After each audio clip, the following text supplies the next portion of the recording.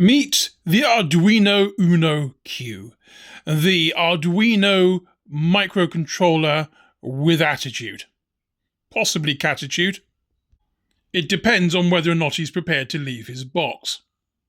This is the usual Arduino microcontroller with a bolted-on Qualcomm Dragonwing CPU. You can see here that it has a Qualcomm Dragonwing QRB2210 along with an MCU of STM32US85.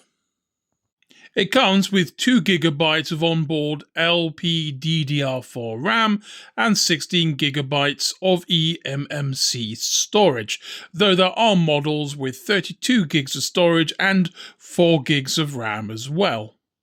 It supports USB cameras, it's got a couple of MIPI CSI camera interfaces, monitors, Modulino, which I assume is something to do with Arduino specifically, and of course keyboard and mouse, meaning that essentially this is a single board computer that you can use. On the side here, it does in fact confirm that it is in fact an Uno single board computer. And on the other side, we have all the legal stuff.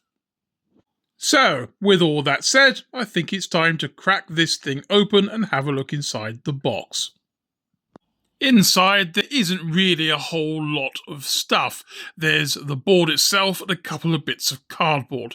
There's no cables, no power supply, so you'll need to get those separately. The bits of cardboard have a bit of an advertising thing and a thank you message for choosing Arduino. And it folds out into a long string of stuff I will probably never ever read. Don't worry, there's even more on the back. The board itself comes in a nice shielded package, which is kind of nice to see as I'm quite used to Raspberry Pi who often don't bother. They'll just shove their bare metal board directly in a box and call it a day. It comes with that wonderful new electronic smell. And as you can already see, there's just about everything you'd already expect on a board like this. You have your little LED display and you have your various chips. This has built-in Wi-Fi and a USB-C port.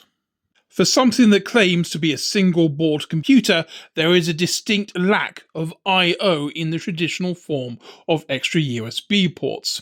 So if you're going to pick up one of these, make sure you also grab a USB hub like this one. I picked up this Ugreen for another 11 quid. It has a HDMI, it has a power in for the actual Pi itself. I'm sorry, I said Pi then, I meant Arduino. I really am not used to the idea of a single board computer coming out of that company. Anyway, this extends all the I/O features that they really didn't give you, which is an interesting point because when you consider a Raspberry Pi, even though it doesn't come with a built-in microcontroller, it does come with an awful lot more ports than I/O. And for arguably the same or even less money, because you get more RAM on the Pi 5 than you would something like this. But this isn't really supposed to be a competitor with the Raspberry Pi 5 as far as I'm concerned. It's supposed to be an all-in-one solution for working with microcontrollers. The board itself is a fairly familiar design for anyone who's used in Uno. It's a similar sort of form factor, except it's got this giant Qualcomm chip smack dab in the middle. It has a wireless module over here, and it has some light up LEDs on board here.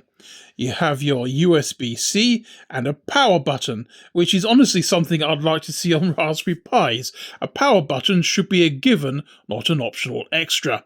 We also have a JCTL connector and a JSPI connector. And one day I may learn what those are.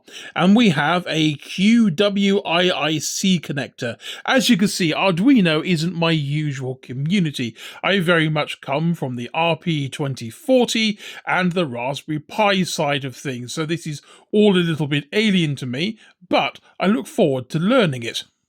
We have our power and analog interfaces here, and we have our digital PWMs on this side. On the back of the board, we have a couple of high-speed connectors, which look rather reminiscent to me of the CM models that come from, again, Raspberry Pi. The ability to plug this into an extended board could well be useful, though I'm not aware of anything that supports it yet. All in all, it's an interesting looking device, and I'm looking forward to really getting to grips with it. I'll return once I've powered it up, given it a go, and then I'll have something to actually report other than what it physically looks like. Please don't forget to subscribe, comment, and follow me so I can have justification to my wife more than anything else that these videos are valid in some way. Thanks for watching so far.